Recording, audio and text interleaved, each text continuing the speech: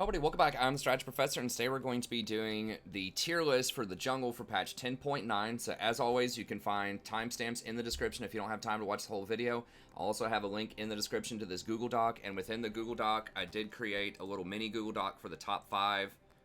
And on that document that you can click on, it'll have a link to the wiki so you can learn more about the champion's abilities. Then it'll have a rating system 1 to 5. 1 means the champion is one of the worst at that task for a jungler. 5 means the champion is one of the best. And rank them on 5 different qualities. 1 is clear speed, ganks, dueling, how well can they fight the enemy jungler one-on-one, scaling, how well is the champion perform over time, and then reliability is how likely is it that someone can play this champion at a fairly high level with a moderate amount of practice, right? So part of that is how difficult are their decisions, how difficult are they mechanically, and then how well do they fit into the meta overall? Do they have good matchups against other popular junglers? Do they work really well with lots of other champions that might be on your team? And then I have recommended runes and recommended items. So we're going to go over all this stuff, but if you just want a really quick cheat for a champion that you're trying to learn, then be sure to check that out. Be sure to check out the support tier list as well. I'm going to be releasing that probably today. I might do it tomorrow, but I'll probably release them both today. It's going to be the same drill, good in-depth rundown with the Google Doc as well, timestamps, all that kind of stuff. We do in-depth patch notes every single patch. We do tier lists every patch. Also have over 200 coaching sessions on the channel. We stream every night starting around 11 p.m. Eastern Standard Time. Usually go till about 3 or 4 a.m. Eastern Standard Time. Wonderful, very chill, friendly community. I try to be as conversational as possible with the chat, both sort of explaining what's going on in the game as well as just, talking with people about whatever they want to talk about in the chat. So come on by, very friendly community, and check out the rest of the content on the channel. Okay, let's go ahead and get going. Now, I did add just a little bit of light background music. I just added a little bit of the League of Legends background music just because my mic is kind of dying and there might occasionally be a little bit of fuzz or static in there. I haven't figured out a way to get rid of that, so I do have a new mic on order and it should be here fairly soon when I get that all set up. But I just wanted to put a little bit of background music in there just to hopefully drown it out. It's not usually that bad, but anyway, so let me know what you think about the music in general. I've been looking for some free music that I think would really fit my style, but I haven't quite found it yet. So I just put League music on there because I know it's not going to be a copyright strike. Okay, so I think the best jungle right now is going to be Trundle. Now, just a little bit of background information about me. I am a diamond level support player. I've been playing jungle a lot over the last probably 2 or 3 weeks, trying to really learn the role in a bit more depth on one of my Smurfs. And so this is primarily going to be, as is most of my tier list, usually kind of the silver to plat range. This is not super high elo, and it's not you just opened the game yesterday, right? So it's kind of like that mid-level elo bracket. And the junglers are going to vary quite a bit, at least several of them, from high elo to kind of lower elo. Trundle and Graves are both really, really good at pro play and high elo as well as low elo. But things like Shyvana and Warwick are probably going to be a lot more effective at kind of the mid to lower elo, and you won't see many challengers and diamond like high diamonds playing them, but you will see them around occasionally. So just a quick disclaimer there. But I think that Trundle is still going to be number 1. They did nerf him on the most recent patch. They made his ultimate from 100 seconds to 120. That's fair. He was already super strong to begin with. So he probably did need a little bit of a nerf. I think he had almost 100%, if not 100% presence in most regions on the professional level. And some people, you might be thinking, okay, well, that's pro. It's more coordinated. It's more important to have someone on your team that can break tanks. But the thing is, he's pretty good in solo queue as well. If you look at his win rate, on this patch, I think it's down a little bit. It's at 52%, but it was 53% before. So that actually puts him in at what, 1, 2, 3, 4, 5, 6, like the 7th highest win rate jungler. So he's still really, really good in solo queue as well. So that's kind of a misperception about him. So what makes Trundle really good? Why is he really strong right now overall? Well, he's got a pretty diverse build path, and he has a couple of different styles he can play. You actually can build him as a little bit more carry in solo queue, and I kind of like that in gold level at least, to go for 2 offensive items on him. So warrior and then It's your choice of either Blade the Ruined King or Ravenous Hydra in there. I'll talk a little bit about each one of those in just a second, but let's first just go over his abilities just to kind of lay down the groundwork and why I think he's strong overall. And then I'll talk about a couple of the different build paths you can go and the different situations where you might want to do that. So first of all, he does have really high base stats. He has 616 base health, 37 armor, which is going to be pretty strong, and then 350 move speed. This is clutch. A lot of some of these best junglers are going to have really high base movement speeds. That means you can delay their boots a little bit if you want to, or even if you do get the brown boots early, then that's going to allow you to get to ganks faster, and most importantly, to go through and get your clears going faster. So really good on that. But yeah, pretty high base stats. And then he has natural healing, and this is great in the jungle. It heals you up so much, keeps you nice and safe on your first clear. You'll be pretty close to full health. Whenever an enemy dies near Trundle, you heal for a certain percentage of their maximum health. So that includes champions, that includes monsters, barons, dragons, anything that dies near you, you heal for a lot. And this synergizes with any bonus healing that you have. So if you have Spirit Visage, that will increase it.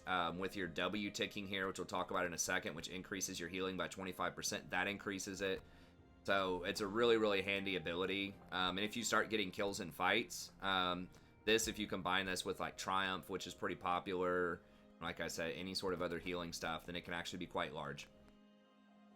So good passive. And then Chomp, this is kind of his bread and butter ability. It only costs 30 mana. It's very easy to spam this. And it just basically does a good chunk of extra damage. It's an auto attack reset, so it allows you to get one more hit in there, and then it does the normal physical damage, but then it also does this bonus damage on top of it. So this does not replace the damage, unlike Warwick, which we'll talk about later.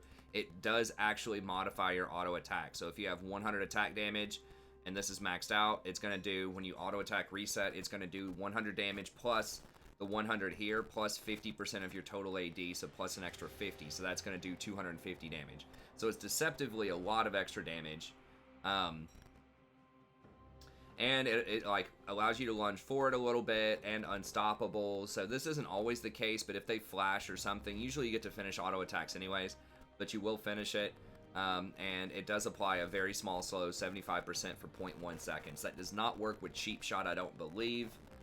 Because the slow is applied on the damage and it only lasts for 0.1, so you won't be able to auto attack again, which is a shame because Cheap Shot would be a really good trading tool with him early, but it doesn't work with that. And then you gain bonus AD when you chomp somebody, and you take away some of their AD. When this is maxed out, you gain 40 AD and you take away 20 of their AD. Very, very strong. Great on single target camps like Dragon, blue buff, red buff, Baron. It is going to zap them a little bit, and then also really good on any sort of melee champ that relies on AD to try to damage you. So just draining 20 AD is going to be taking away like 700 stats from them, right? Because bonus AD is 35 gold apiece, so knocking 20 off of that, it's basically like you're robbing them of 700 gold. That's a pretty big deal. Now, I don't remember how long it steals the AD for. It's for 5 seconds. So in theory, if you have some CDR, you could have this going on multiple champions in a team fight at the same time. But either way, it's good. And the fact that you get 40 AD is a lot. I mean, let me grab the calculator here real quick.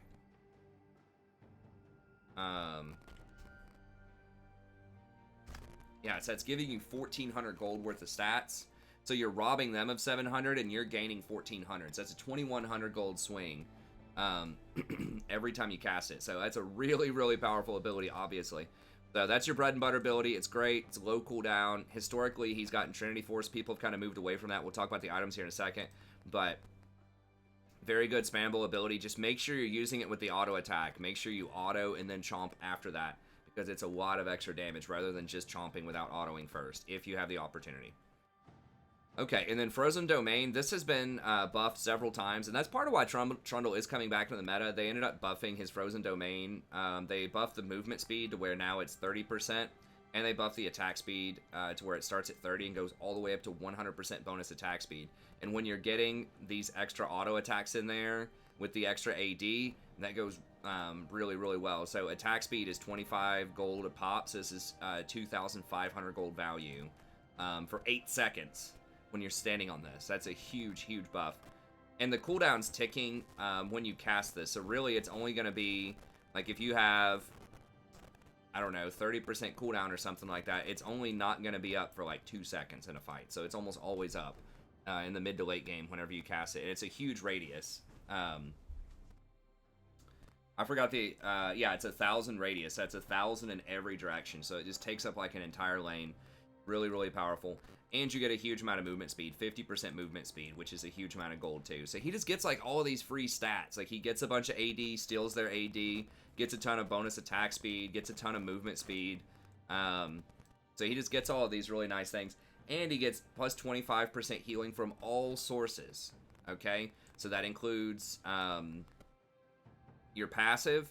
That includes Ravenous Hunter if you take that. That includes Hydra if you take Hydra. And it stacks multiplicatively with Spirit Visage. So, for example, if you get 100 healing, then it's going to be increased by 25%. That's going to be 125 healing. And then you get the 30% from Spirit Visage, which is going to be an extra 1/3 of 125. So, equals 162. So, all of that stacks with itself. And if you have the lifesteal on top of that, then it just starts getting crazy. Lifesteal specifically with Spirit Visage, we'll look in a second. It's like 170% on Spirit Visage because of the way that it's coded. And I don't fully understand why it is that number, but I think it's because the damage that you're doing and then the damage that you receive, or like the healing that you get back, ends up getting multiplied. I'm not really sure. I'd have to wiki it, but I know that it's like 169% healing off of lifesteal items, specifically Ravenous Hydra. And Blade the Ruined King. But we'll get to that with itemization here in a second. But anyways, massive, massive healing. This also works with potions. So on your first clear, when you activate your refillables, you get 25% extra value out of those, which is great. And your smite, the healing off of smite on your monsters, also gets increased by 25%. So make sure that you're smiting, or whenever you want to smite something, that you have your W down so that you get a bunch of extra healing off of that. So really, really deceptively very powerful heal. 25% health restoration from all sources. And I believe that also means if they have an enemy support that's healing you, like a Nami, a Sona, a Soraka, or if they hit you with a redemption or something like that while this is going on, then it's 25% health restoration. So, and once again, that's going to stack with Spirit Visage. The Spirit Visage also increases all of your incoming healing. So he is he is a best friend of an enchanter out there, and the enchanters are very strong. Okay, Pillar of Ice. This one's pretty straightforward. It just creates a pillar that they can't move around, and it slows people for a decent amount. They have nerfed this over time. They did give it back a little bit recently. It's still a pretty long cooldown, but it is very annoying for people to get around this. And it can slow multiple people. It can block certain pathways like ramps. It has interactions with different champions. So if you have a Vayne on your team, the Vayne can pin him into a wall. The Ornn can knock him up off of this. Pillar of Ice. The pillar does block certain things like Nunu's Snowball. Trundle just really stuffs Nunu. But it can block Nunu's Snowball. It can block Scion. It can block just a lot of different champions that can't really move around walls or have different interactions with walls. So it's a pretty good little ability. It also does provide a knock-up, so if you have something like a Yasuo on your team, you can knock him up with Pillar of Ice if you do hit him. And he can ult off of that. So that's just something to keep in mind. And as far as I know, this is bugged with Scuttle. If you put this right on the Scuttle, if you knock the Scuttle up with it, then they'll just stick on it most of the time, and they take the bonus damage the entire time off of the E, as far as I can tell. Once again, maybe that's bugged and they fix it, but it does a lot of damage to Scuttle effectively. Because if you don't know, if you do a disable to Scuttle, then it takes extra damage, but you have to stun it or do something else. Usually a slow is not enough to disable it, but for some reason when it's near this pillar, it counts as a disable. So you do a lot of extra bonus damage. So you can like take those Scuttles super fast early on with Pillar of Ice, which is non-intuitive, but that's just how it works. And then, I believe. And then Subjugate. This is one of the main reasons that people play Trundle. It takes a lot of resistances, magic, and armor, and it steals health off of one target for a pretty long period of time. It's like 8 seconds, I believe. Okay, so it drains over 4 seconds, but then you keep the stolen stuff for an extra 4 seconds after that. So this can just really take a lot of stats off of enemies, right? So it's 40% of their armor and magic resist, even at level 1. So that's a lot. And if you can get people that have some type of steroid off of this, then it's going to be even more. So it takes the magic damage over time. So particularly if they have Aftershock, this will completely ruin anybody with Aftershock, because when they Aftershock, then you just cast this on them, and it takes their stats with the Aftershock, and then when Aftershock falls off, then they still lose that same amount of stats. And this hard counters Shyvana too, which is why Trundle was played in Pro a long time ago, because Shyvana has kind of like a built-in Aftershock. Whenever she first gets hit, she gets all of these resistances and whatever, and Trundle can steal that. So how that would work, for example, is if, let's just say someone has 100 armor, 100 magic resist, just for easy math, and then they do Aftershock triggers, and it gives them an extra 100 armor, 100 magic resist, right? When you steal that for 40%, you steal 80 armor and 80 magic resist. And this persists for 8 seconds, right, with the stolen stats. But Aftershock falls off after 2.5 seconds. So that means that after 2.5 seconds, once that Aftershock is applied and after that falls off, then you're still stealing 80, but now they only go back to 100 armor and magic resist. So now they only have 20 armor and magic resist. So it practically takes everything off of them. Anyone like a Leona with her W. Now that W does persist for quite a while, but you can take a ton of her stats too. So just anybody that gets a lot of free stats off of stuff like that. Jax, when he gets the bonus armor and magic resist, you can take Jax's stuff. I think Jax's persists for about 8 seconds as well. But if you can catch those people that just get some bonus stats for a much smaller period of time, that's massive. So look out for anyone with Aftershock if you're playing Trundle, and try to jack their stuff, because it will really wreck them. You can do that down the line. So that means several things. Number one, obviously you can break the tanks a lot faster. If you have press the attack, which is pretty common on him, everybody gets 12% extra damage on your team, and you're knocking out all of their resistances. So it just allows you to melt tanks that are trying to dive your backline a little bit easier. It also, because it gives you their resistances, it allows you, if you want to go for a second offensive item, so to either get a Blade of the Ruined King or a Ravenous Hydra or something like that, and still have a lot of stats. So you can still go like a relatively offensive build and still have good stats, because you're going to steal their stats with Subjugate. So usually you still do build him pretty tanky. You don't build him like full-on damage, but it does allow you a little bit more wiggle room to feel tankier and to be tankier while Subjugate's going on, even if you have a couple of offensive items. So that is very, very handy. So that's what's up with Trundle. He's very good. You know, he moves around the jungle. He stays healthy almost all the time. He can duel people really well because of his Chomp, because of his Subjugate. It makes it very hard to 1v1 him if you ever run into him later on in the jungle. And he provides a lot of team utility with this Pillar of Ice, slowing a lot of people. You're able to just melt their tank with Subjugate, which lines up very well against a lot of other champs out there. So that's what's up with Trundle. His itemization is pretty good as well. Well, let's talk about his runes. So the standard rune that most people historically have gone is Press the Attack, Triumph, Alacrity, Coup de Grace, and then Phase Rush and Water Walking. Now, Phase Rush has become... hopefully that music's not too loud. I tested it before. It's a little bit loud in my ears, so I'm going to turn it down. But hopefully it's okay for you guys. But anyways, so this is a good combination, because Phase Rush, like I said, not only increases your damage by 12%, but it's your entire team's damage by 12%. So once again, it's great for focus firing tanks. That's what a lot of people have been doing with him. And then just standard, you know, the Triumph, Coup de Grace, Electrocute. The Triumph healing is affected by your W and Spirit Visage, so it's a really, really big heal, potentially.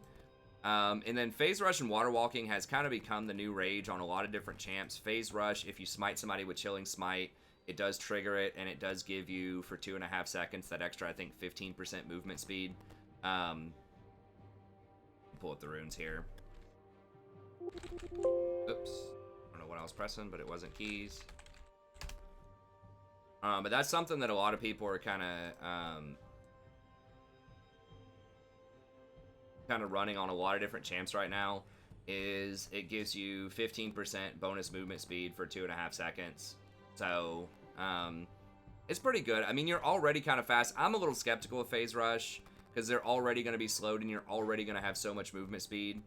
That's Phase Rush. Nimbus Cloak. Nimbus Cloak gives... Did I talk about Phase? Yeah, I was talking about Nimbus Cloak. I just called it Phase Rush. But yeah, so I don't know. I mean, it is good early on. It does allow you to close the gap and get on them a lot faster with the Nimbus Cloak. So it is pretty good. A lot of people are running it. And then Water Walking is just really good for fighting over scuttles, dragons, all that stuff. Gives you a lot more movement speed.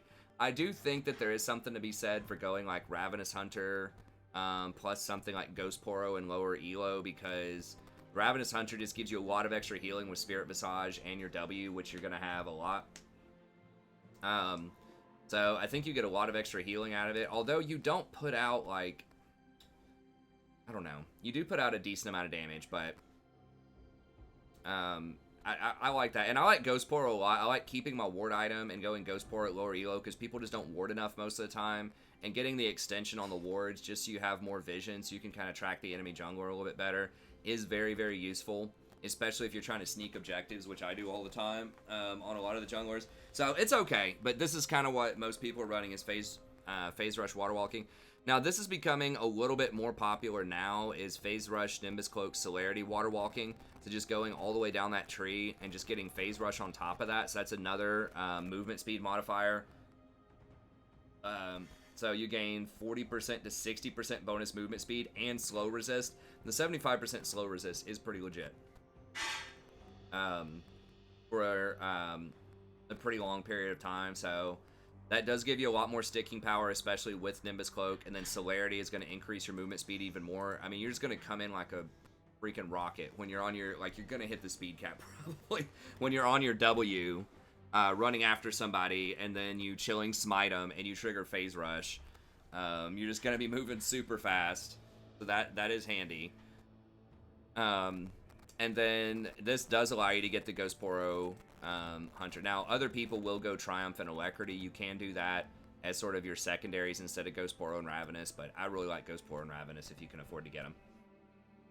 Okay, and then items. Now, this is one where I think it's a little bit more useful to go for more offense early. And let me talk about Cinderhulk real quick, because I think this item, a lot of people don't actually look and do the math, and then we'll move on.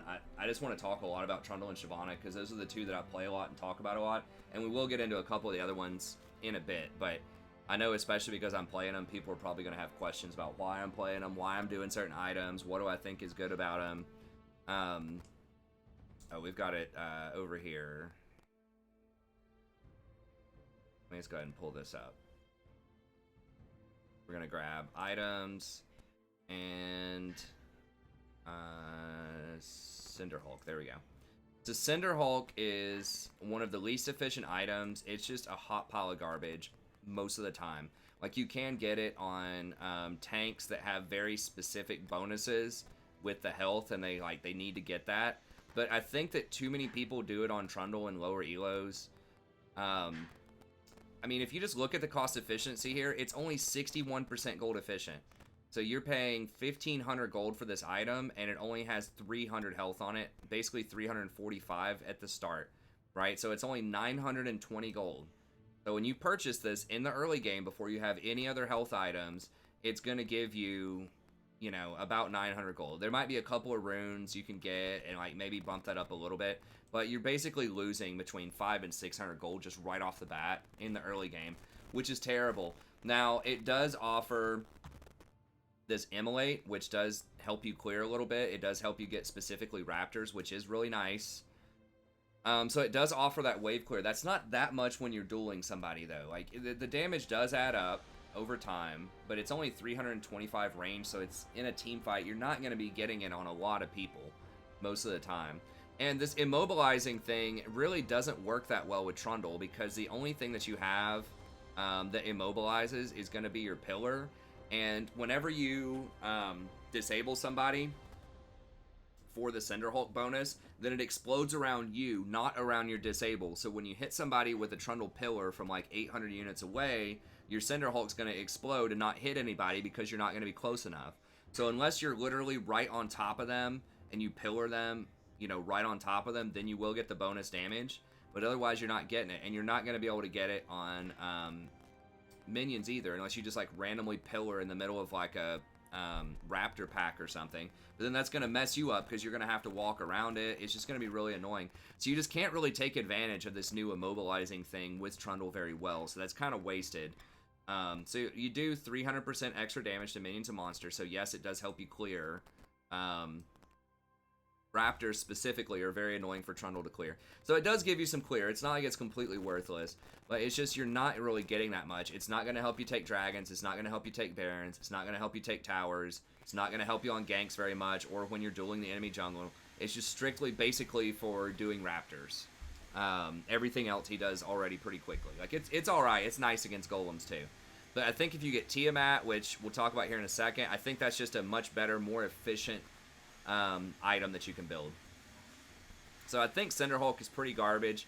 Now people, people might say, okay, well Cinderhulk, makes you tanky and it combines really well with Titanic Hydra. And that is true. That is a very good combination, but you don't really have a lot of special on-hit interactions where you would want Titanic. You do have a reset with your Q, which is nice, and then you can reset again with Titanic, so you can get like a double reset. You can auto Q, auto Titanic. So, Titanic is good. It does give you a lot of extra power there, but it's also a very expensive item. It does do a lot of damage in team fights if everybody's bunched up. So, the Cinderhulk Titanic combo is pretty good. It's not going to take towers that quickly, which is one of my main concerns, because the tower I don't believe is not going to be affected by the on-hit of that. So it's okay. It's okay. Like the single target is going to be all right, but once again, even with the 450 extra health off of Titanic, you're still not getting that much health early on, right? You're getting 15% extra off of that, so that's going to give you like an extra 50 or 55 health. So it's still really not going to make Cinderhulk like that valuable. It does, like, the extra health off of Cinderhulk, it does synergize with Titanic to give you extra damage off of the Titanic, but like I said, it is a very expensive item to finish that, and it does give you the extra survivability with like the 350 health or whatever it gives. I think it's actually 450 health off of Titanic Hydra, there we go. This is what a lot of people will do who do Hydras on Trundle. And so it is pretty efficient. I mean, it's like 83% efficient without its passive and its active, and then it goes up quite a bit. So it is good. It is good. But I'm just a little skeptical about it. It's only 40 attack damage, so once again, it's going to be pretty weak against towers. So I don't know. It's okay. So that's got like the traditional build. I think that Cinderhulk's bad. Titanic plus Cinderhulk is pretty good. But that's kind of the traditional build, which a lot of people you'll see out there is most people go Cinderhulk and then Titanic, or if they don't go Titanic, like in the really higher level elos, they'll go things like Knight's Vow or Frozen Heart or Zeke's, and that's good like team utility stuff if you can count on other people to carry. Like, if you can count on your AD carry to not go 0-7 or your top lane to not feed, then that's really good. But in lower elos, I think that it's just a lot better to have better dueling potential, to be able to take dragons faster, rifts faster, to be able to split push yourself and take towers really quickly. So often, they'll just leave it wide open. If you can get a Rift Herald, like, as soon as you see their mid lane rotate down to bot lane or something like that, you can just run immediately to mid, just clear everything with your Tiamat, and then just run and just obliterate the towers. So I feel like that's a much better setup. Oh, I guess we're on the Butcher's Bridge soundtrack now. But anyway, so that's what I think. I mean, maybe that's wrong. I'm gonna have to test this out a little bit more with him. But I think that going something, I do like Tiamat a lot. It does help your clear a lot. But I'm really wondering if Ravenous Hydra would actually be better, especially if you're going Ravenous Hunter early on. It will give you a lot of extra healing.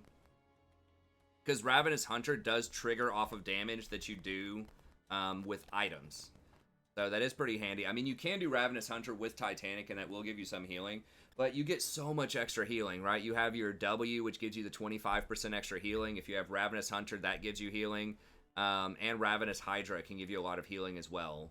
And then on top of that, if you have Spirit Visage, I mean, you're going to heal to full basically almost every time you activate it and go in. So Ravenous Hunter is one, or Ravenous Hydra rather, is one that not a lot of champions out there get. But it does give you nice AD. This is great for taking towers. It scales really well with your Q. And it just gives you a ton of lifesteal, which is obviously, once again, going to scale really well with your kit, with your W, with Spirit Visage. So you are paying a lot for that lifesteal, but it is going to make you virtually unkillable in a duel, especially. Just no one's going to be able to cut through this. Unless, I mean, with Grievous Wounds, if they have a lot of burst damage, maybe.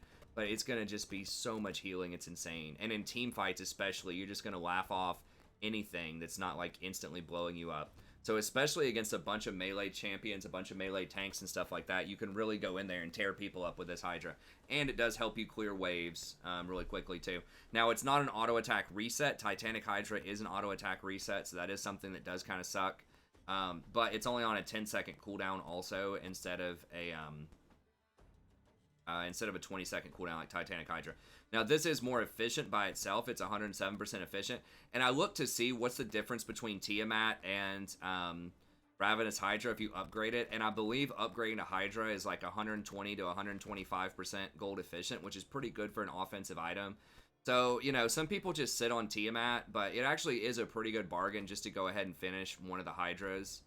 And I do think that Ravenous, it seems really good with the W. So it seems kind of like a noob trap, but this is going to give you a lot better split push and dueling potential. And you need that, I think, in solo queue. You need to be able to go up and push side lanes quickly and efficiently, just because other people just won't do it in gold. No one even knows what minions are most of the time in gold. No one respects towers. So I just think it's a really good tool that you need to have in your pocket, and Trundle's a very good split pusher if he needs to do that later on. And it's good in team fights. Like I said, I mean, the Crescent Splash off of this, 50% lifesteal applies to that, so I think that can be really solid. And then Spirit Visage, either way, whether you're going Cinder or Titanic, Spirit Visage is just super awesome on him because of all the healing. It's a very cost-efficient item anyways. It's just super OP item. It's very, very good. And then some kind of just armor item after that. You can either go Thornmail, Randuin, Zeke's, just depending on what you need. Knight's Vow. Death Stance is kind of a cute one, but I would not get that until late game. It's very expensive. You're already going to have an insane amount of healing with the Ravenous Hydra, Spirit Visage, and your W. So I just think it's good. So later in the game, basically, if you need to be like the solo tank and you can counter your team to know what they're doing, then I think that, you know, you can go the Cinder Hulk Titanic build. But Warrior is way, way better early on when you get it. It's like 150% efficient versus Cinder Hulk's like 80% efficient. And it's just going to help you shred the Rift Herald. It's going to help you shred the Dragon. If you have to fight the enemy jungler, depending on the jungler, it's going to give you a much, much better chance of dueling the jungler. So it's just way, way more damage and just allows you to snowball and clear your camps a lot faster early on. So it just kind of depends on how you want the game to develop, but both of them can be good. Okay, so that's Trundle. Trundle's really strong. Lots of different options. Just wanted to walk through all of that there for you. Not a lot of people are going to contest Trundle. Almost everybody's going to recognize that he's super strong right now. Now, the one that a lot of people will contest, and this has been my my pet project over the last few days, is Shyvana. Specifically AD Shyvana, but I'll talk about both of them real quick here, and why I think that she deserves a lot more attention than she's currently getting. Now, I used to, you know, before I tried her out, I was very skeptical of AD Shyvana. I just thought it was trash just because everyone says it's trash all the time. And so I was like, okay, well, they got to be right. She's got to be bad, right? But it's actually a lot better than people think it is, depending on the type of AD items that you get. And a lot of this comes down to the changes they've made to her over time and the changes they've made to specific items and their interactions with her and some of the different runes over time. So I'm going to go through this, and so this is, if you see this out there, you know, I'm not an all-capser. I'm not a person who has to do something different and try to discover the hot new thing, but sometimes if I do find it, I do try it out. I was very successful with Malachi's support, you know, in Diamond 4, got me up to Diamond 3 for a little bit. We demoted back down to Diamond 4, but I have still been doing very well on Malachi's support, and I think that this is going to be one of the next big hot things that just a lot of people really aren't paying attention to. So let's start off with Shyvana real quick, and we will get to the other stuff, but I just want to talk about these because I get asked about them a lot because I play them a lot on stream. And I think that these are really under-discussed a lot of times, especially kind of that offensive build on Trundle and this offensive build on Shyvana here. So similar to Trundle, she has really good base stats. She has about 600 health, 595 to start with, and she gets a bonus 5 magic resist and 5 armor to start with, and then she gets 5 extra per dragon. So she starts off with 43 armor, which is pretty dang high, and then 37 magic resist, which is also going to be very good. Doesn't have any mana requirements. That's another huge perk. You can function just as well with or without blue in the early games. That allows her to vary up her starting start position if you want to. So it gets resistances. You want to get dragons. They give you bonus stuff, which is good. So every time you get a dragon, you get basically like around 200 extra gold, 190 gold off of the resistances. That's very handy. And then you do 20% bonus physical and magic damage to dragons. That means that she just absolutely shreds those dragons in the early game. You can solo them very, very quickly from level 4. All you have to have is your upgraded skirmisher item, and you just blast through them. I've even done it without the skirmisher item. Like, it's just weird fights going on, and I'm just farming a lot, and it's just like, hey, there's the dragon, a couple of people died, I'm just going to take it real quick. So you can even do it just off of your first item. You don't even have to have the skirmisher. But usually skirmisher is preferable. Okay, so Twin Bite. Her next attack within 6 seconds causes her to strike again after 0.25 seconds, dealing bonus physical damage. Okay, so this is an auto attack reset. Alright, it's very similar to Trundle. So you want to make sure that you auto attack and then press Q again to auto attack reset. The second strike applies on hit and on attack effects and is affected by critical strike. So this is 3 hits with Shyvana.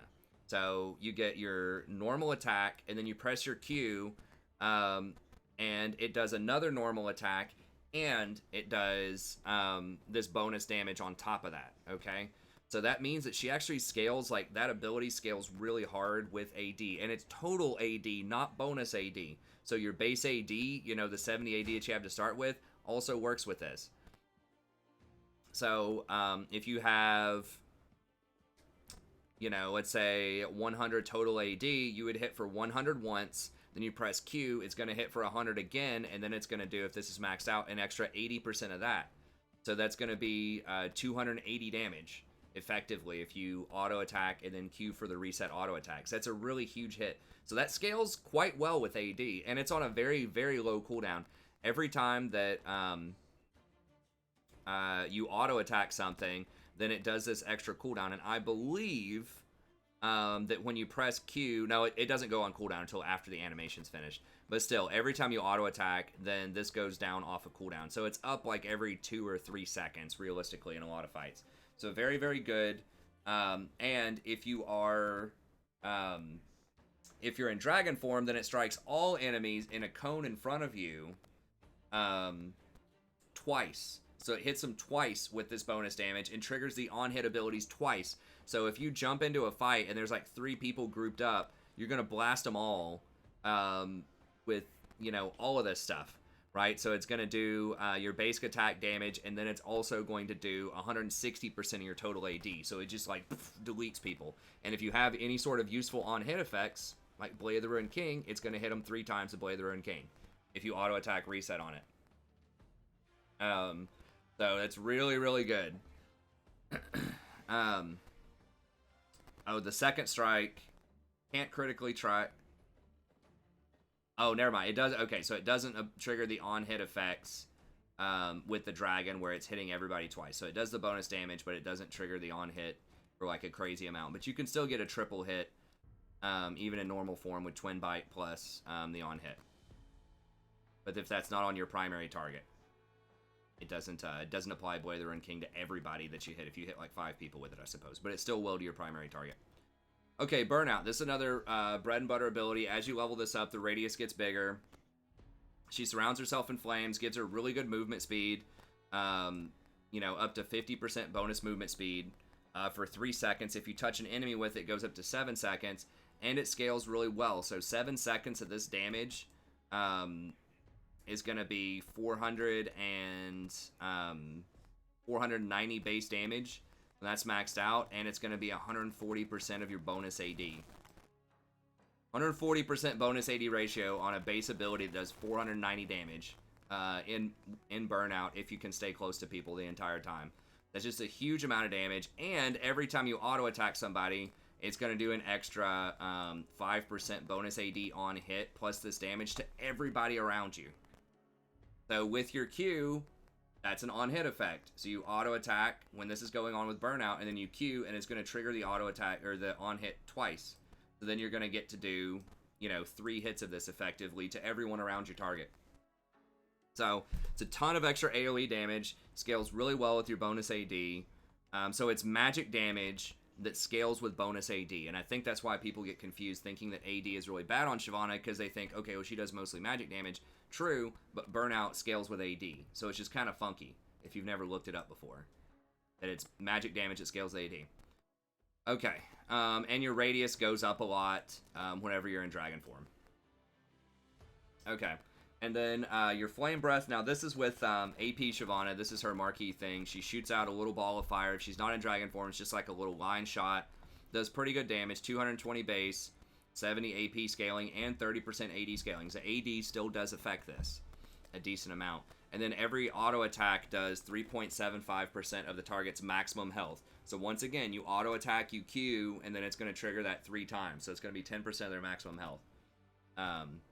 A little bit more than 10%, 10.5% of their max health. Or 11.25% of their maximum health. There we go, math is hard. So it's a lot. And then when you're in dragon form, then you shoot it out, and it turns into a much bigger hitbox, and it's like this big zone that does 100% AP, and then it does an extra 220 plus up to 160. So it does a lot of damage, and this is the one shot that AP Shyvana does. She can chuck this from really far away, and it has a deceptively huge hitbox to do a lot of damage to people. But even in with AD Shyvana, it still does a lot. You still have 60% of your total AD, not bonus, but total AD ratio on this. So that includes your base, and you still have all this other base damage. So she still hits pretty dang hard with AD whenever this hits. And then if they stand in that Scorched Earth, then they take extra damage as well.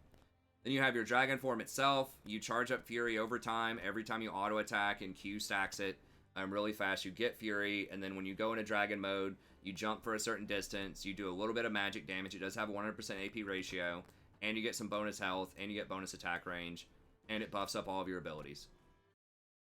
So really, really nice. You can use it proactively to jump into fights. You can use it to escape if you're counter jungling. If you're taking a risky dragon and they might collapse on you, you can always bail out. Or if you're just running down split pushing, you're trying to take a tower really quickly and people are collapsing on you, you can almost always get out just by using Dragon's Descent and then your W and just rolling out of there. So very, very good at hit and run, counter jungling, escaping. So, I mean, that's what she was, when she was first invented. Moscow 5 really popularized her as a counter jungler for these reasons, because she clears waves super quickly, and she can get out of there in her dragon form really fast. Now we're on Butcher's Bridge here. Okay, so just going through a lot of the different songs. So yeah, I think that makes it really good. So what's up with her? Why would people play her? Well, she has tremendous clear speed. I think she has some of the best clear speed in the game that's very safe. Someone like Olaf and Mundo can have really good clear speeds as well, but they have to get low on health to do it. She can clear super fast and relatively healthy. Her first clear is not the healthiest in the world. It's okay. But after her first clear, once she completes her Skirmisher Saber, then she clears super well with her Ravenous, and she stays pretty healthy almost the entire time. So very, very good clear. Her ganks are atrocious early on. They're really bad. It's almost impossible to gank people. The runes that I'm going to talk about with Glacial Augment does help you out a little bit, but you at least need a Chilling Smite in order to get your early ganks going. Once you get Blade the Ruined King, if you go for the AD build, that helps out a ton.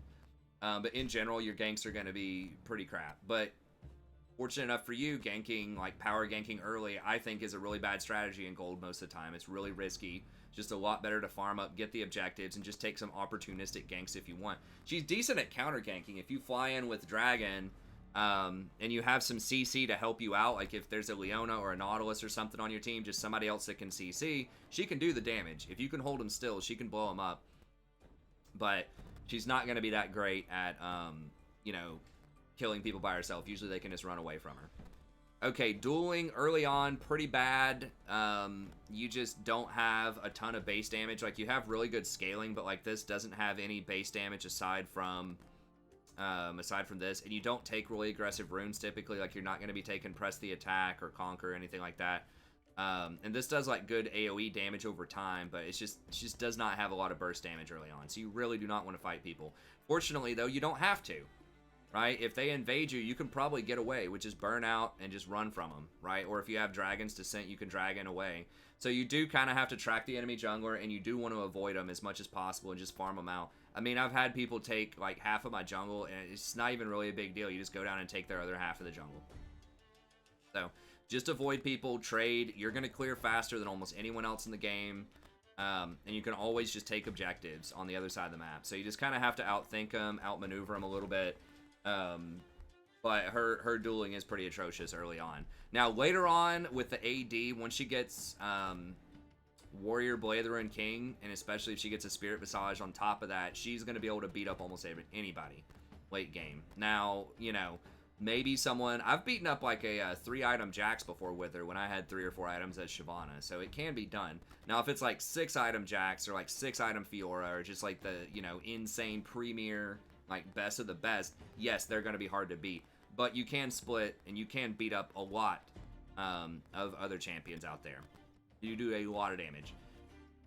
And then scaling is super high, both with AP and the AD version. And then reliability, she's pretty reliable. You know, there aren't many, especially the AD version, you know, you have to do an auto attack reset with Q, but there really aren't that many mechanics with her early on. It's just all about, you know, avoiding the enemy jungler and just making good kind of farming decisions. But other than that, there really aren't that many mechanics. Okay, so let's talk about the rune choices here. So the standard AP version is going to be Dark Harvest, Sudden Impact, Ghost Poro, Ravenous Hunter. You can go Eyeball Collection. I really like Ghost Poro, like I said before. It's just because people don't ward enough, and it's really important on Shyvana. Really important that you know where the enemy jungler is, so that you can play around that, because you don't want to fight him. And then Ravenous Hunter. Then a lot of people take Magical Footwear, and I really like Futures Market a lot on Shyvana. And I had been really down on this rune for a long time. I'm like, okay, it's net negative on money. Like, you're not making any money, so why would you want this rune? Like, it's pretty goofy. But the thing is, especially early on, it can really help you out with your early clears, and it can help contribute to you taking Dragon a lot faster. Because if you get one extra longsword, or you get an extra dagger, if you're running the AP version, or whatever, you would get dagger because you turn into Nashor's Tooth. If you get an extra longsword or an extra dagger, that's a very big deal. Like, that helps you out on your clear a ton, and that's going to help you clear that dragon a lot faster too, maybe 3 to 5 seconds faster, which can be the difference between the enemy jungler arriving on time to try to smite steal it from you, and you clearing it and getting out of there. So I think that is really handy. And there's just a lot of places. Also, you can get a control ward a lot of times. You know, sometimes depending on your farm. Usually, if you can do a full clear of your jungle and get a scuttle, which is pretty common, then you're going to be able to get double longsword. So you can get Skirmisher Saber, double longsword on your first back with Futures Market. And then you're going to be in a really good spot to help clear out other stuff. But yeah, it's just very useful. And then even later on in the game, it's just like there are just these clutch moments where you're just going to be short, you know, 150, 200 gold or whatever. And that's just going to allow you to go into debt and get it. And it just really helps smooth out your back timings. It's like, yes, it does cost you 50 gold over time, but it's worth it to have that item right then so that you get faster clears. All you have to clear is one camp, like just get an extra half a camp faster on your first clear to get 50 gold, because camps are worth about 100 gold. So it's like, you know, can that longsword help you get an extra camp like that much faster? Yes, I think early on it definitely will. So I really like Futures Market a lot. You can tell a huge difference when you have that and when you don't have that, especially on that first back. So I think that's really good. Now, this is the build that I've been running with Shyvana, and I like this build a lot. I think it's super helpful, and I think that it fixes a lot of her problems and why people moved away from AD Shyvana. So the main reason people play AP Shyvana is that it kind of works around her main issue. Like, the main issue with Shyvana historically, she has no CC, and so people can just run away from you most of the time. And that's why a lot of times people have gotten Frozen Mallet on her, and that's still in the recommended items, you know, from when she was pretty good back in like season 5, season 4, you know, way back in the day, people used to get Frozen Mallet. This item is garbage now. It's really, really bad. You know, most of the items in League have changed over time, but somehow this just never changed, and it's just really bad. It's very, very cost inefficient, and there are just way better ways that you can get slows. Glacial Augment is one of them. We'll talk about that. We'll just talk about it right now. So this is the big tech, this is the big innovation, and I kind of got this idea from looking at a Quinn. Like I was looking at like an op.gg build of Quinn, or something like that, and she was taking Glacial Augment, and I was like, why would she take that? She doesn't have any items that have a slow, because I was thinking, okay, Glacial Augment is usually people have Twin Shadows or Hextech GLP or something like that for a slow with it, right? But Blade of the Ruined King does have a slow on it. And so Blade of the Ruined King with the Quinn, with the Glacial Augment, did give her some extra usage out of it. So I was just thinking, I was like, wait a minute. What about Blade of the Ruined King on Shyvana? Right? Her Q procs it 3 times, right? So if you Flame Breath somebody, if you hit them with an E and then you walk up, auto attack, and Twin Bite them, Blade just got buffed too on melee champions to do 12% current health. That would be 36% of their current health, in addition to 11.25% of their maximum health from triggering Flame Breath 3 times on them. And that's not even counting how much your auto attack does, or how much your Twin Bite does. So just like if they're at full health when you open on them, that's like 50% of their health. You know, pre-mitigation before armor and magic resistance stuff, but it's like they have 2,000 health, you just did 1,000 damage. Like, just off of Blade of the Ruined King and Flame Breath, they're pretty close to it, right? Like 47.25% health. So that's just like a crazy amount of synergy with Blade of the Ruined King. And if you have, by the way, obviously very good against Baron too, when you triple proc Blade on Baron. Now Blade is capped, the damage you can do to monsters, but it's still a lot. It's still 60 damage to monsters, so so yeah, it's like that synergy is really good. And then Glacial Augment as well can help you out even on those early ganks. If you can Chilling Smite and just walk up to somebody and auto attack them, the extra 2 seconds of slow on that is huge. That's going to allow you to get those extra attack sinks. You don't need many, right? If you just land a few of those Q resets with your W ticking, they sit in your W for a little bit, like you can do a ton of damage. But on melee champions, it's 45% to 55% slow over 2 seconds. And it increases. So it doesn't even decrease over time. That's just really good. And with Glacial Augment, like the auto attack slow that's on target, so you can apply it to multiple people in team fights. And your freeze ray, so whenever you activate it with Blade of the Ruined King or a Randuin's, does not interact with the cooldown. It's off cooldown. So that means you can walk up, Chilling Smite somebody, and then, you know, if they manage to flash and get away, then you can Blade of the Ruined King them, put another freeze zone on them, run them down, and then auto attack them, and it'll put another 2 seconds on them. So you can do a triple freeze with just Blade of the Ruined King, your auto attack, and Chilling Smite. So it makes it so hard for anyone to get away from her. So they're gonna fight you if you have that. And that gives you a lot of extra utility in team fights, because if you activate the Blade of the Ruined King on somebody in a team fight, that little slow field that rolls out affects everybody.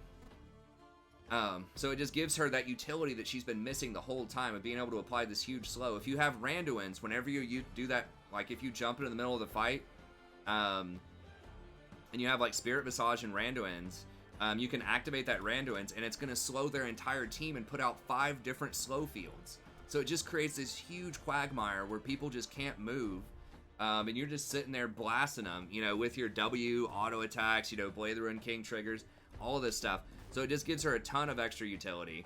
It's like, yeah, it's not that great early, but you know what? She's not that great early at fighting either.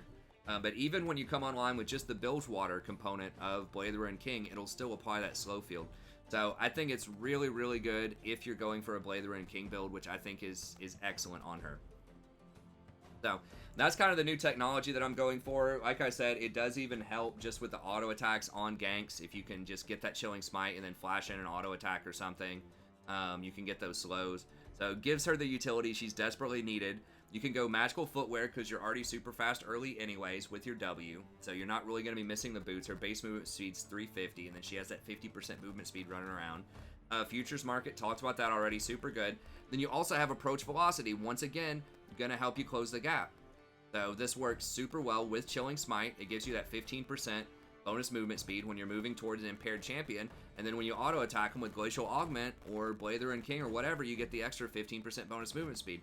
So everybody's tripping out about like Nimbus Cloak, and you smite somebody and you get like you know, 15% movement speed for 2 seconds. It's like, well, this is almost permanent. 15% movement speed when you're going towards people.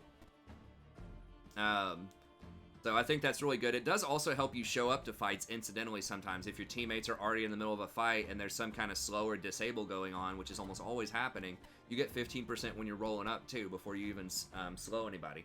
So I think that rune is very underrated, very, very strong on anyone that's running Glacial Augment, but especially Shyvana. And then I like the Ghost Poro Ravenous Hunter. You do a ton of mixed damage, so Ravenous Hunter really puts in some work. I've seen that thing on Shyvana, even AD Shyvana, heal me for like 7,000 in a game.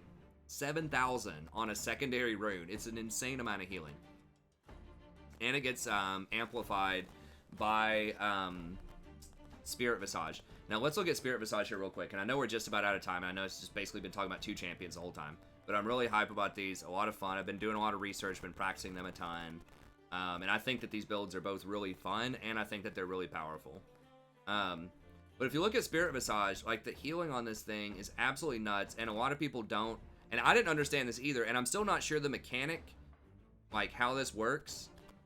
But, Blade the Ruined King and Ravenous Hunter, that multiplies their healing twice. So they get 69% extra healing, 1.3 times 1.3 instead of 30%.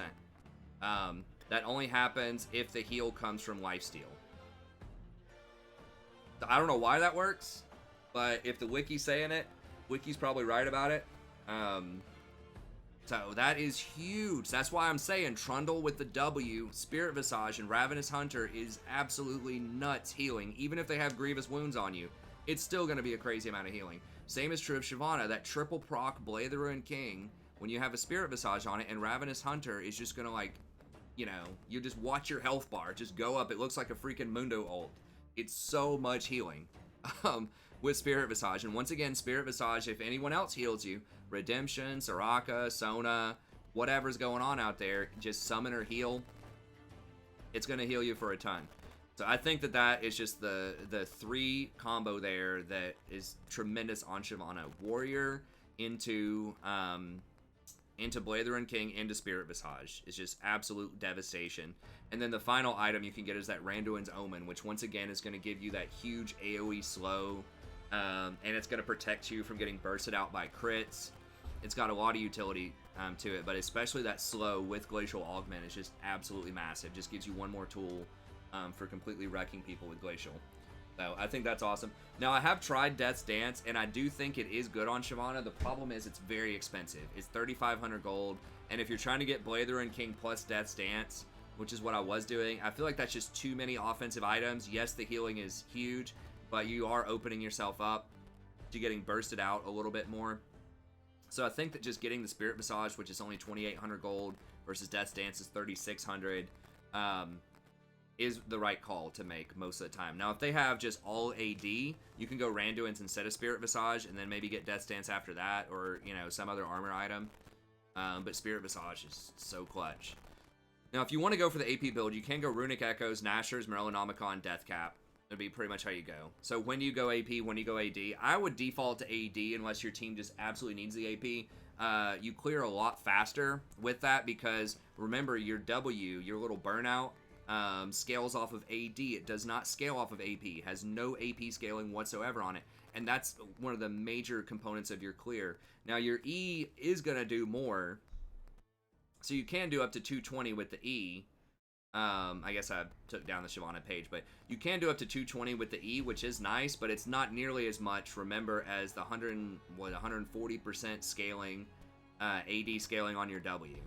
So I think that it's a lot clear. It's a lot faster. Your dragon takes are way, way faster because you have the AD. You're maxing Q for more resets on Q, and it's just a ton of extra damage. I'm not 100% whether you're supposed to max Q or W early. I have been maxing Q just for the faster resets, and because I think it takes dragon faster, it does have a really nice reset. Your the cooldown on your W doesn't ever change no matter what, so I think it is correct to max Q because the cooldown goes down, the damage goes up, and the cooldown going down is such a huge deal because every time you auto attack, then it comes up again. So it just it just synergizes really, really well with what you're trying to do when you're taking a lot of dragons and rift heralds and things like that. So anyways, I think she's really underrated. You have, especially the AD version, like you are actually pretty tanky with Spirit Visage, Randuin's, and Blade of the Ruined King. It's just a ton of healing, ton of survivability, ton of damage. You have excellent dueling potential. Like I said, you can actually fight people late game. You can go toe-to-toe with a lot of the other champs out there. So yeah, and it takes towers a lot faster with Warrior plus Blade of the Ruined King, especially when you're getting that Q maxed up so that you can get those auto attack resets faster. You just absolutely murder towers, so you're way better on split pushes. So I like it a lot better. I think it's very, very strong. And the reason that people think it sucks is because people just don't build it correctly. Like, people are still going like press the attack or conquer honor, and then they're still getting things like frozen mallet and just these like garbage items. No, this is the build. This is it. This is the future. Okay. So I think that it's super, super good. So try it out. Don't do it in my games because I want to do it. But I would not be surprised if this starts catching on that you're going to hear a lot more about this in the all caps videos in a month or two. Okay. Anyways, I think that's super strong. I know we're basically at an hour. We're almost out of time. I just wanted to talk about those a lot. Let's talk about the other ones just really quickly. We'll see if we can get this done in an hour 15 and then go from there. Okay, so Graves, almost everybody's going to think Graves is really strong right now. He is very strong. He does farm really quickly, and he is very good at fighting. He does a ton of damage, so he has a great clear. His ganks are pretty terrible, too. He does have smoke screens that makes him a little bit better than someone like a Shyvana, probably on par with a Trundle. Now, if you do take Phase Rush on him, which is very popular right now, that does fix a lot of these problems. It does allow him to run people down a little bit better. He does a lot of burst damage, especially early on compared to some of the other picks on there. So he definitely can duel. He can fight other junglers really well. He's also ranged, and he has really good repositioning with his E. So he can kite out melee champions really well. If you can dodge like Olaf axes or Lee Sin Qs with his E, then he can definitely bust them up early on. So the quick draw, if you can quick draw and dodge a skill shot, you can definitely duel people early on. And then people are just doing the Phase Rush plus Nimbus Cloaks. That's just the super speed. And then Water Walking gives you a ton of extra speed as well. And then Triumph and Alacrity are both really good. This is getting a little too epic here. I mean, go back to something a little more chill. So anyways, I do think that is going to be... that's just going to make him really strong. And he's pretty safe. Once you learn how to kite the camps, his shotgun knocks back the camps. So he usually can clear without taking too much damage in the early game, without having to itemize into any sort of lifesteal. He doesn't have to get Tiamat. You know, he doesn't have to waste time getting Cinderhulk or any of that. He just naturally has pretty good wave clear. And he gets a lot of extra AD. So this grit bonus armor is just absurd. Later on, you know, this is what you end up maxing second. You can get up to 160 armor in like a long fight with him. So that's just a crazy amount of damage and gives him some really good play against a lot of other AD champions out there. So yeah, I think he's going to be really solid. You just want to go Warrior, Black Cleaver. Now, Black Cleaver is really important on him. You do see some people go in lethality. Like occasionally you might see like some Ghost Blade, Edge of Night, you know, that type of stuff. I think you should go for more of the kind of bruisery build. I guess if you're dominating early, you can go for the lethality, but I think that going for the more bruiser type of build is better. And specifically, Black Cleaver is good on him because each instance of your shotgun shells triggers Black Cleaver. Black Cleaver applies 1 stack to the enemy for each pellet that hits, including the same target. So on hit effects like Blade of the Ruined King and stuff like that can only trigger once per blast. So if you hit somebody with all 4 pellets, it still only triggers once. So on hit stuff is not that good. But Black Cleaver, each pellet applies cleaver for some reason. So that means that when you shoot somebody once, you give them 4 Black Cleaver stacks. So if you shoot them twice, they're full cleavered. So that's why people take Black Cleaver on him, is he has like really good abuse with that item. And just the stats are good. You know, the 20% CDR is great. It's got health on it, has a decent amount of damage. It allows you to stick to people because it's got the Phage passive. So it's just basically the perfect item for Graves. It's super, super good. And then a lot of people go Death's Dance after that. It is very expensive. I was just saying the other champs, you know, with Trundle and Shyvana, I don't think that going a really early Death Stance is going to be that great. But it is really good on Graves, does give him some magic resist, gives him a little bit more damage, and gives him a little bit of healing, because he doesn't have any healing in his kit. Really, like, he's not doing, he's not getting Spirit Visage, he's not getting Ravenous Hunter, you know, he just doesn't have any other healing. So Death Stance is very good. However, some people also get Maw of Malmortius is becoming increasingly popular because you have a lot of armor, but you don't have very much magic resist at all. They did give him a little bit more over time, but it's still not great. So having that Maw of Malmortius is very good, and that does end up giving you some lifesteal, which once again, you don't usually have a lot of lifesteal. So it can give you lifesteal, it gives you extra AD, and it has that lifeline shield to protect you if you are going to get bursted all in. Now, people did used to go Phantom Dancer on him, but people are moving away from that now because Storm Razor got nerfed a lot. Infinity Edge is something that is not like super common on him. So I think a lot of people are just going Maw. Another option would be Edge of Night. If they have like a really obnoxious piece of CC that you're trying to avoid, you can go Edge. Gives you some health, a little bit of lethality, and most importantly, that little shield around you. So that's very good against things like Karthus, good against like maybe Blitzcrank Hook, Nautilus, Nautilus ult, stuff like that. So overall, that's what people are usually going to get. Now, these items are all like expensive, Black Cleaver and Death Stance. So a lot of times, whenever you see Graves, he just doesn't get to complete those items because they're just so expensive. So if you see, like, look here on pro builds, you know, that's pretty much what it's going to be. It's like Warrior, Cleaver, and then something else, like either Death Stance or Edge of Night. Like, this person got an edge early, this person got an edge early. Those are kind of the most powerful things there. You do still see a couple of Phantom Dancers in there mixed in, so it's not like you can't ever go Phantom Dancer, but GA is another option. You can go third item. So there are a lot of different builds on him. It kind of depends on the situation. He does have some versatility, but I think in general, if you're not sure what to get, just Warrior, Cleaver, and then probably something like Death Stance would be good. Okay, so we'll go ahead and move on through the rest of them here. Now, Warwick is another one who historically almost always has a high win rate. He's actually literally the highest win rate right now. And there's a lot to him. There's actually a lot more sort of skill expression in Warwick's kit than a lot of people think. I watched a guide on Warwick, and there are a lot of different things he can do that make him interesting. So I might try him out some more this week and maybe report back in a couple weeks in the next tier list. Or you can always stop by the stream if you want to hear my thoughts on him. If I try him out a couple of times or watch me play him. But the things that make Warwick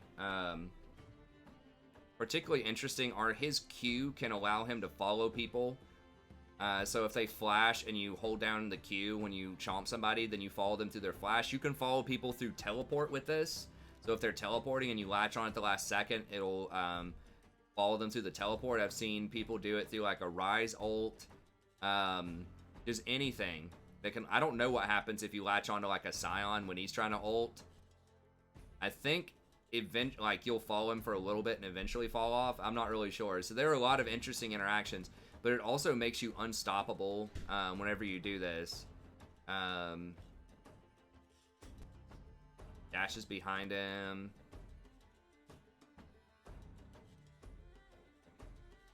So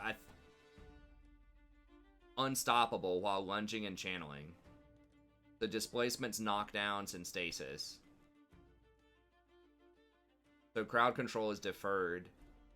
So if someone, like, if a Janna is trying to blow you back, I've had this happen to me as Janna.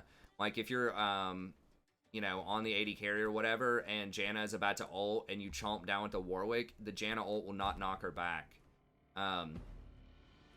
And it says in some cases stasis. I don't know if you can get around like a Bard ult or something, but there are a lot of weird things and like strange interactions. I'd have to study it a lot more. The guide was pretty in-depth. I think it was by a Challenger Warwick player. But it had a lot of really cool things you could do with that, and I was pretty impressed. So you can get around a lot of stuff. You can get around like a Flay.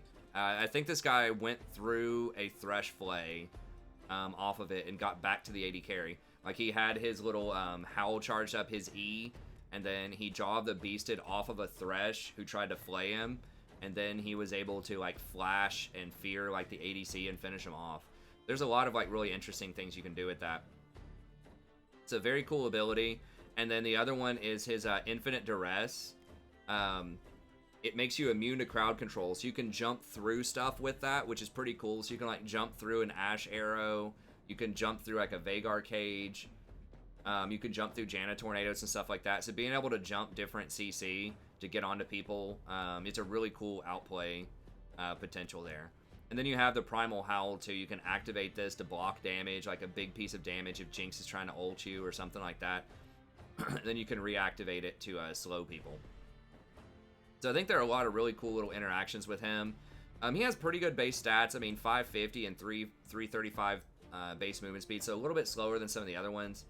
But nevertheless, pretty good. And then his Eternal Hunger heals him up for a pretty good amount when he's below 50% of his maximum health. If he's below 25%, then he heals for 250%. Dealt by Eternal Hunger to a certain amount. So yeah, it heals you for quite a bit. When you're pretty low, and then your Q also heals you for a decent chunk of the post mitigation damage, up to 90%. So like your eternal healing plus your Jaw of the Beast healing plus your ultimate heals you for 100% of the post mitigation damage. And whenever you attach to somebody with your ult, then it's going to trigger 3 hits of Eternal Hunger as well. So if you're below 25%, then you're going to get these 3 hits. If you're like level 6 per se, you get 250% off of that.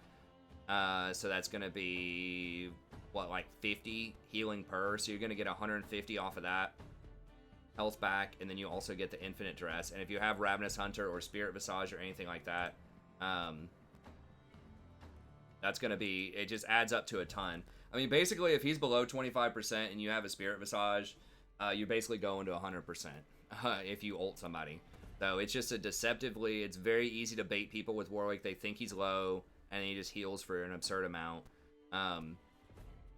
So lots of outplay potential, good sustain, really good dueling potential overall if you can bait people into these heal baits. And if they get low, then you get a ton of extra bonus attack speed, and you get bonus movement speed to run them down. So you can just kind of zip around the map and pick off people that are low.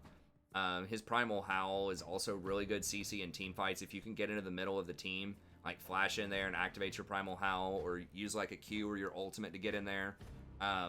He ends up being very, very tanky and does pretty decent damage later on in the game, especially in really long extended fights. So typically, you will want to go Cinderhulk on him. He has virtually no AD scaling. He has a little bit on his Q. I guess he does have a little bit on his... he does have 167%, so it is pretty good AD scaling, so a lot of people do go Cinderhulk on him. I mean, I guess you could go Warrior to help you out with your clear. I'd have to see. That would help you with split pushing and towers and things like that.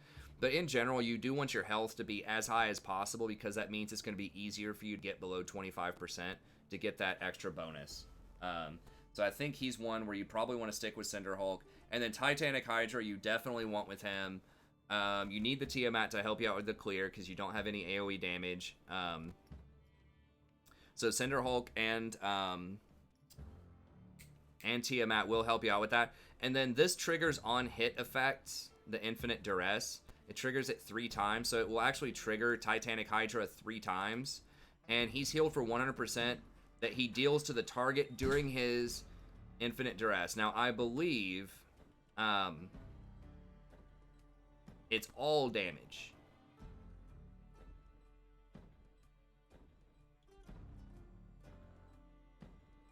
It doesn't clarify that, but it doesn't say the damage that Infinite Duress does. It says the damage that he deals to his target during Infinite Duress. So when your Titanic is ticking, because it's going to tick 3 times to do that on-hit damage 3 times off a Titanic, which is a lot. I mean, the on-hit damage off of that ends up being like 80 or 90, you know, later on in the game. So it deals that 3 times, and it's going to heal you for 100% of the damage that Titanic does. Now, I don't know if it splashes to other people while it's also triggering the on-hit. I'm not sure about that, but I'm like 99% sure that it does trigger Titanic's on-hit 3 times, and I think you heal for the Titanic damage that you do also, and you heal for your infinite, or your Eternal Hunger. So the Eternal Hunger itself is going to heal you, but the damage that you do, the bonus damage on hit, is also going to heal you for an extra 100%. So, it's just a tremendous amount of healing. So you definitely want Titanic. So this helps you out with your wave clear a lot. It has excellent synergy with your ultimate, and then Spirit Visage, same deal. Massive amount of healing. Borderline OP item. Then after that, you can kind of get a feel and just see what you want to do. I see most Warwicks just go tank. Like anything with health on it and some kind of resistance is going to be good. So like Knight's Vow, if you want to be a team player and help your carries out a little bit, that can be good. Thornmail, if they have a lot of healing on their team, that can be helpful. You could even go Gargoyle Stoneplate, you know, and that can just help you survive. You're going to have a lot of health.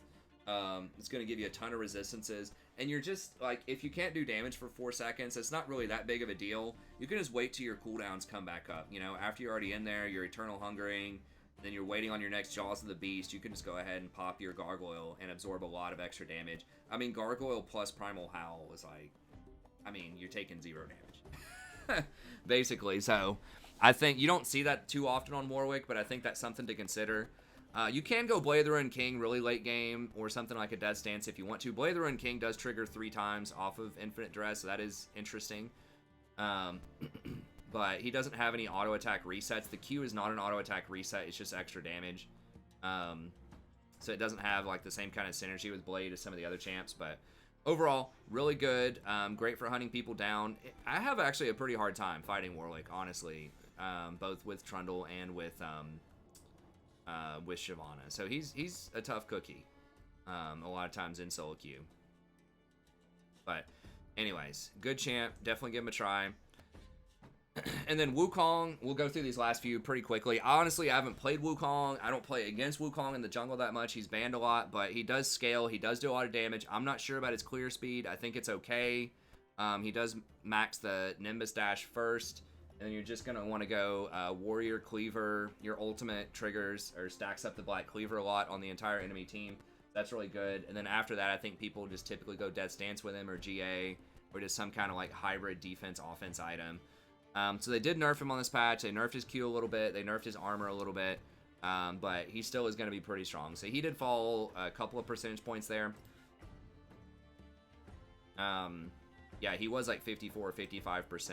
But he's still going to be pretty strong overall. And then the final ones here. Rengar is extremely good right now. If you're very good on Rengar, as you can see at Platinum, I mean, his win rate is not that great. He's one of the hardest junglers in the game to play correctly. There's a lot of different sort of mechanics and animation cancels and sequencing of spells and things like that. But he can actually clear really quickly early on, especially once he gets Tiamat. He does have some pretty nice clear, and then obviously he can run around and pick people off. There's a lot of opportunities for that in solo queue, especially gold, silver, platinum. You can pick him off, and he can be surprisingly pretty resilient and difficult to kill with his roar. And with some of his itemization choices, he can be pretty decent. So I think if you do want an assassin type of champ, I think he's one of the best ones because he can actually fight and duel really well if you know how to use him correctly in those bushes. He can fight around the scuttles. He can double, or he can do the empowered bola to the scuttle to rope it so that you do extra damage to it, so he can clear scuttles pretty quickly. So overall, he's good. He's one, like I said, he's one of the few assassins that can actually like bust people up in the early game. You know, things like Kha'Zix are going to have a little bit of a harder time. It depends on the matchups and if you get them isolated and stuff like that. But he is actually someone that can go toe-to-toe with the correct positioning, especially if you get the jump on him versus something like a Lee Sin or a Zhen Zhao or some of these other champs, if you're really good on him. Okay, Nunu's another one that I brought Nunu down just a little bit just because I think he has a really hard time against Trundle. And some of these other champs are kind of tough, like Cinderhulk. You know, I talked about Cinderhulk before. It's okay, but it's really like not that efficient early on. So Nunu does scale really well, and he brings a lot of utility. He does have good healing. He obviously has the great last hit on Barons and Dragons. So he definitely does have a lot of potential there, and he has a lot of utility with his snowballs. But I think his clear is just a little bit slower than some of the other top picks like Trundle, Shyvana, Graves. And I think that he's just easier to itemize against later on in the game. He's just full tank. He does almost no damage. It's a lot harder for him to split side lanes. He can do it, but he just doesn't do a lot of damage to towers because he's not building any AD. So I was really high on Nunu, and I still think that he is pretty good. He almost always has a high win rate. I mean, he's number 2 right now. So I do think that he is quite strong. I just bumped him down just a little bit just because I think his solo carry potential is a little bit harder, especially against Trundle, who is strong and who is powerful right now. But I do think that Nunu is pretty good. Master Yi is another one that I think is still really strong, but he is very weak in the early game. He can get bullied. And if you're losing, he has like no utility, and his itemization gives him no utility. So like he can kind of split push, but if he gets caught, he's gonna die. He can ult and probably run away. But he is super strong on 3 items at cleaning up, but you kind of have to have a little bit of help from your team to set up for that a lot of times. So I do think that he is really strong. It's just he's a lot worse in losing games than some of these other champs, right? Like, because he's not tanky. He can't really go in and start fights. He doesn't have CC. Like, at least Shyvana and Trundle and Graves and Warwick, pretty much all of those to some extent can get kind of tanky and at least off tank, if not like full tank. So I think that is kind of a drawback of him. But you know, if you get proficient on him, if you learn how to farm up in path and like avoid the enemy jungler, he can be really good. Olaf is another one that I think is really strong. He's great at dueling early on. He's very scary in a lot of matchups. He does get a little bit low on his first few clears, and he doesn't bring a lot of utility. So he doesn't have a lot of slows, doesn't have a lot of CC. He is kind of slow, so it is harder for him to split push. He can do it. Like, he can fight people, but he just can't run around and keep up with some of the other champs that are going to be really fast, like Shyvana and Trundle, who have all these like speed boost mechanics. And he is going to kind of fall off a little bit later, but I still think that he can be really good, especially in kind of that mid-game dueling. Once he gets his ult on his first couple of items, he can potentially be really strong. Amumu's another one that I think is pretty good. Great AoE kind of mage champion. I showed him last night on stream. A lot of people do just build him pretty much full AP, and his ultimate can do a lot of damage. And he actually gets decent clear. I think a lot of people just don't build tank on him just because you're not going to do enough damage and you just don't have enough wave clear. You can't really split that well. But if you do have a heavy team fight team, he can be really good. So if you have like a Misfortune or Rumble, stuff like that, then and you open up and you do like, you know, 3/4 of their health with your opener, then he can be pretty good. And the final ones, I do think that Zac is really good right now, especially at higher elo brackets, but at lower elo brackets, I just don't think, you just don't have enough damage. Like, it's really hard for you to take Rift Heralds and Dragons quickly. You can't take towers very quickly. It's difficult for you to split push. You do have really good engage and initiate in 5v5, like with CC and stuff like that, but I feel like that's just not the way to win a lot of games. Like, you can do that, and, you know, games do come down to 5v5s at some point, but, you know, it just feels like it's a lot harder for him to do that. Or, it's a lot harder for him to do anything else, I should say. So, the fact that he can't take Dragons and Rifts as quickly in a meta where a lot of people just hand you that stuff, like, they just won't defend, especially Rift Heralds. They just hand you Rifts like candy in gold. Like, you know, on Trundle and Shyvana, I get like 80%, 75 or 80% of Rift Heralds in games. Even games that I'm losing, I get it. Like, that's how bad, that's how bad the macro is people won't even go get Rift when they're winning. They'll just give it to you.